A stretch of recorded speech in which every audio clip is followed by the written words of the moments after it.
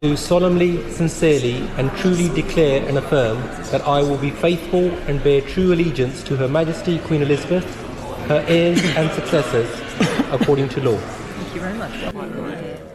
Slough is a major cultural and creative hub with one of the highest numbers of corporate and start-up companies and headquarters anywhere in the country. Slough Trading Estate, for instance, is the largest singly owned trading estate, providing more than 17,000 jobs. Having run my own small startup construction business, I appreciate how hard they need to work to succeed and become the engine of our economy. Home to some of the top performing state schools in the country and having superb infrastructure links, I think honourable members will agree with me that Slough has a very bright future. I am, Mr. Speaker, from the Silicon Valley of England.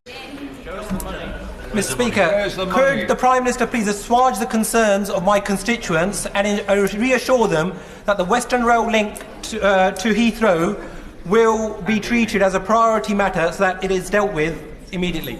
Can the Prime Minister confirm whether she actually wants an invite to be extended for the royal wedding and a state visit to the very stable genius from the US? And the Sikhs regard the turban as a crown on their heads. Indeed, Mr. Speaker, when you yourself presided over the launch of the National Sikh War Memorial campaign, for which I am extremely grateful, you will have ascertained the substantial strength of feeling within the community to have a statue of turbaned Sikh soldiers in our capital, because more than 80,000 turbaned individuals died for the freedom of this country, our country.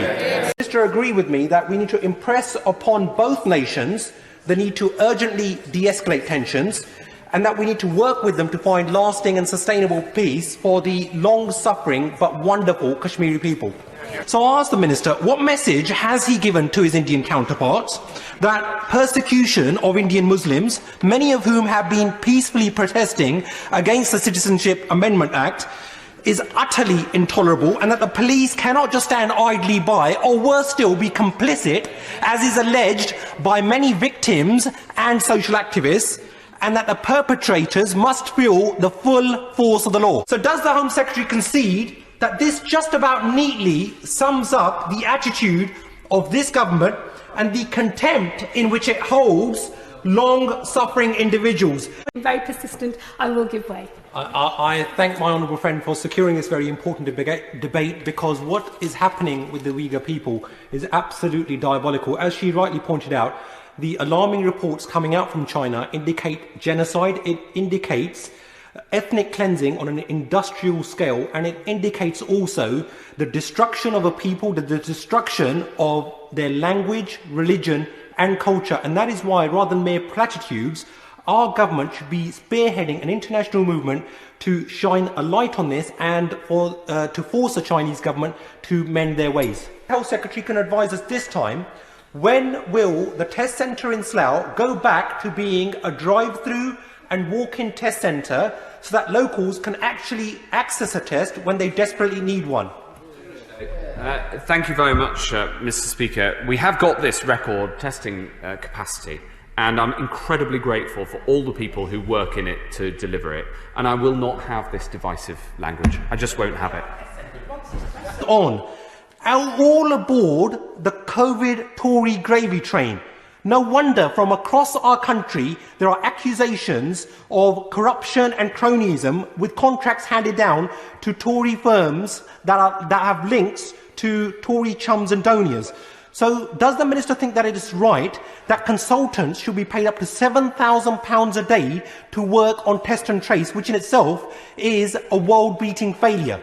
Why does the Prime Minister hate Slough? What have we done that has annoyed him so much? Well, I love Slough. The Prime Minister convey to the Indian Prime Minister our heartfelt anxieties, our hopes for a speedy resolution to the current deadlock, and does he agree that everyone has a fundamental right to peaceful protest? Dhesi. Thank you very much, Mr. Speaker. In the midst of a pandemic and facing a deep recession, when people are losing their jobs and seeing wages slashed, This Tory government is pushing through inflation-busting rail fare increases this March. After a period of record low passenger numbers, we need to encourage people back onto train to help our economy and our environment. So it makes absolutely no sense to increase ticket prices. For children with SEND, their worlds were already very confusing before coronavirus and are even more so now. So Edward, we must do all we can to support them. Thank you very much. Thank you, Mr. To explain, where is the logjam and exactly how much aid have we managed to get through to the inhumanely blockaded Gaza?